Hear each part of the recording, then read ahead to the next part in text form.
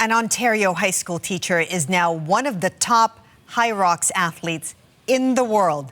60-year-old Annette Barry placed second in her age category at the World Championships in Sweden. And if you're not familiar, Hyrox combines running with functional exercises like ball throwing and those pushing sleds. You know what I'm talking about if you do those. Annette has been a teacher for over 3 decades, and she hopes her success inspires students to make exercise part of their daily life. That is such a beautiful message, and she joins us now.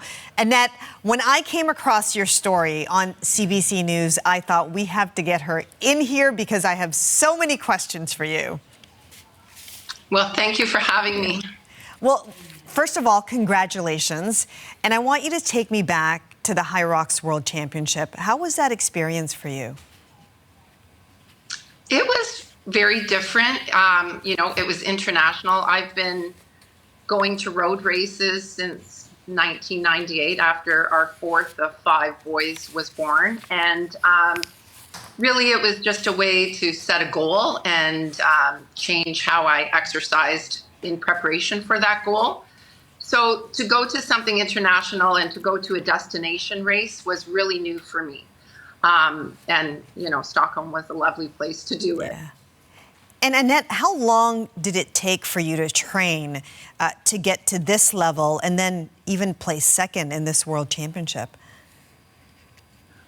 That's a great question because I think the answer is maybe my whole life, What went into that was a lifetime of competing in sport and being exposed to that and having a family that, fostered that. And then later in life, not having the organized sport that I was used to in my youth, I started seeking it out through exercise and, getting up in the morning with my dear friend and running before the kids woke up so that I could put a check mark in the win category.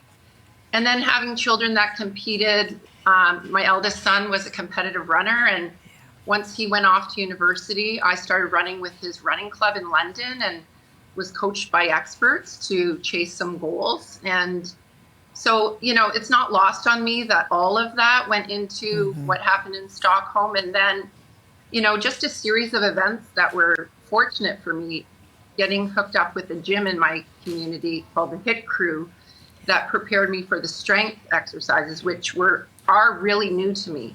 And then having a community of people that wanted to do Hyrox. A lot goes into it. I get up every morning and I run with a colleague before our school day starts, and she certainly was a part of my success as well. So I think the answer is a lifetime. It is. It's such a great answer. And again, it delivers that very inspiring message to take exercise seriously. I think if you're familiar with Hyrox, it's all you talk about. If you're not familiar with Hyrox, you might not be aware how grueling of a race it is. It happens in stations and you have to do everything from running to lifting to those sled pushes. Was there any part of the race that was particularly challenging to you?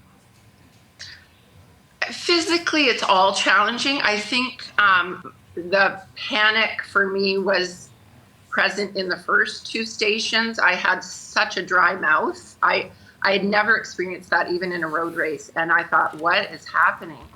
So once you get into the rhythm of the race and the fatigue, and you learn to just moderate your exertion so that you can get to the end of it, it's kind of a relief. But the beginning of the race was where I was wondering, whoa, this might not be a good day. And as we know, it turned out differently, and it was a really good day. And you are a high school teacher, so I want to know how your students reacted to this, because I'm sure now that you can beat them in most of these stations. Well, I'm very careful to send that message of who beats who because I think it turns people away from fitness. They were incredibly supportive. They were excited. The young people know more about Hyrox than, let's say, 60-year-olds. So they knew exactly what I was doing. And when I was wondering if I would go to Stockholm, because there were a lot of reasons not to, it was the end of the school year. Our 4th son was getting married 2 weeks after Stockholm. they were like, Mrs. Barry, you have to go. And so it was really fun to feel their support behind me, and to know that maybe when they're 61 day, they might think, okay, I'm going to exercise every day like Mrs. Barry does. Exactly. And that in itself would be the victory, wouldn't it? And Annette, you mentioned your age. I don't like to make a big deal of people's ages, but we are seeing more and more women becoming trailblazers in pushing their limits as athletes, competing at a later age. I want to ask the question that many in our studio are asking, which is it ever too late to start? Oh my gosh, no, it's absolutely never too late. And I mean, I think in this season of my life, I'm reaping the benefits of this lifelong activity I spoke about earlier. I have 2 grandchildren, and I want to be around for a long time, and not just around, but I want to be able to get on the ground and maybe hike with them and be active. So if you consider that your goal and not winning Hyrox, then it's accessible to everyone. I mean, the motto with my cross-country team and my students is something is better than nothing.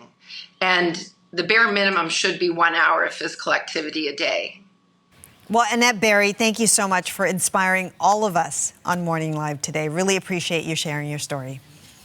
Thank you so much for having me.